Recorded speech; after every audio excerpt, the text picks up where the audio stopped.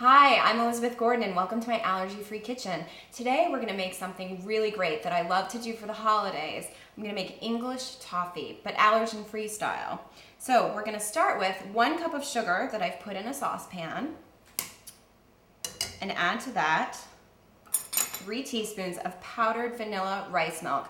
I'm adding this because it adds some nice creaminess since we won't be using any butter in this recipe. We're going to push it through the sieve. This way we don't get any lumps. We don't want any white lumps in our toffee. And just push it right through like that. Sprinkle that on top. Okay, and we're gonna add a pinch of salt, just to give it a little extra punch. 2 1/4 teaspoons of canola oil, since we're not using butter, but we do have to have a little bit of oil in there. I'm gonna use 1/2 teaspoon of vanilla and 2 teaspoons of water. We're gonna stir all this together and cook it over medium-high heat until the sugar begins to melt. So this is a treat that my mother used to make every year for Christmas, and it's one of my family's favorites. We like to eat it, give it away, break it up, put it on some ice cream. And when I found out that I had food allergies, I was really disappointed that some of the Christmas treats were some of the things that I'd have to give up. So I set to work immediately to start making things that I could eat.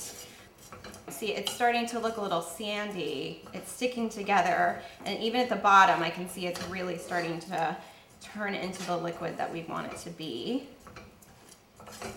The sugar is just about right. It's getting really gooey in there. And I'm going to keep this here, but hold this because I just really want to keep the sugar moving around so nothing burns, including me. So now we're at about 270. I'm going to stir it up, keep it going, and you'll see it's starting to get really pourable. It's almost looking like honey in here, really thick, but sort of like that solid honey that you can buy in the store. That's what it looks like right now. So let me just give this a really good all the way around the bottom kind of stir. And I think this has taken about 10 minutes to get right where we want it to be. Just stir it to make sure there aren't any lumps in it anymore. It almost looks like, dare I say, the consistency of peanut butter at this time, but there are no nuts in it, so no need for concern. So here we just have 1 little lump of sugar that I'm breaking up, and then we're gonna pour it onto a prepared baking sheet that is covered with parchment paper. Here we go. So now our sugar's all ready. It's nice and creamy looking. We're just gonna pour it out like this. And I made a small recipe because, you know, you can certainly double or triple or even quadruple what I made today, but I just made a little bit. I'm just gonna put that here. And then, holding onto the paper, we're just gonna spread it out.